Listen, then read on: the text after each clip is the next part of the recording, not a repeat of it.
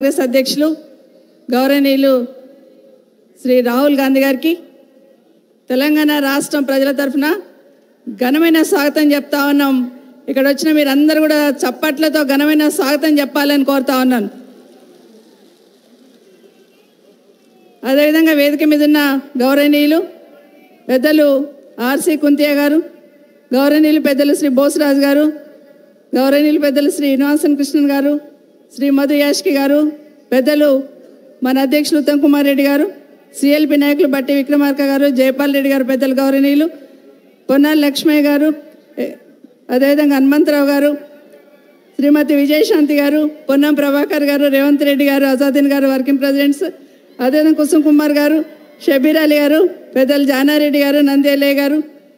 గౌరవనీయులు మన ఎంపీ గారు విశ్వేశ్వర రెడ్డి గారు, సుధీర్ రెడ్డి గారు ఎమ్మెల్యే గారు, అదేవిధంగా రోహిత్ రెడ్డి గారు గౌరవ ఎమ్మెల్యే గారు, అదేవిధంగా కోదన్ రెడ్డి గారు, గౌరవ శాసనసభ్యులందరికీ కూడా డిసిసి అధ్యక్షులు, మాజీ మంత్రివర్యులు, అదేవిధంగా మాజీ శాసనసభ్యులు, జెడ్పీటీసీలు, ఎంపీపీలు, గౌరవ సర్పంచులు, మాజీ ప్రజాప్రతినిధులు,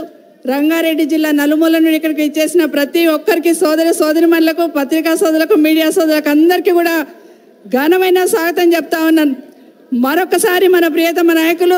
రాహుల్ గాంధీ గారికి స్వాగతం చెప్తూ, ఈరోజు ఎన్నికల సంగ్రామం సందర్భంగా ఇక్కడికి వచ్చిన వారికి స్వాగతం చెప్తూ, ఒక్కసారి మనం కేంద్రంలో సోనియా గాంధీ గారి నాయకత్వంలో 10 సంవత్సరాల ప్రభుత్వం ఉన్నప్పుడు మన ప్రభుత్వం తీసుకున్న నిర్ణయాలు ఒక్కసారి ఒక 2-3 మాత్రమే గుర్తు చేసుకుందాం. ఒకటి, ఆ రోజు రైతులకి ఒకేసారి రుణమాఫీ చేయడం ఒకటైతే, రైతు కూలీలకు ఉపాధి దొరకని పక్షంలో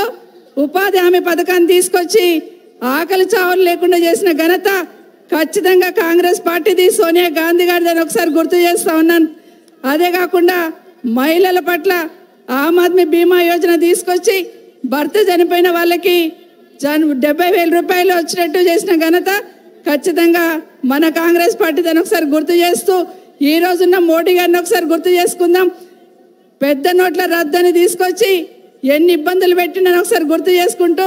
నల్లధనాన్ని తీసుకొస్తే రైతుల అకౌంట్లు వేస్తున్న ఏ విధంగా మోసం చేసిండని ఒకసారి గుర్తు చేసుకుంటూ, మన రాహుల్ గాంధీ గారిని ప్రధానిగా చేయడానికి మనమందరం కూడా చేయగలిపి కాంగ్రెస్ పార్టీ విజయానికి కృషి చేద్దామని కూడా మరొకసారి మీ అందరికీ పేరు పైన కోరుకుంటూ, కాంగ్రెస్ పార్టీకి ఓటేసి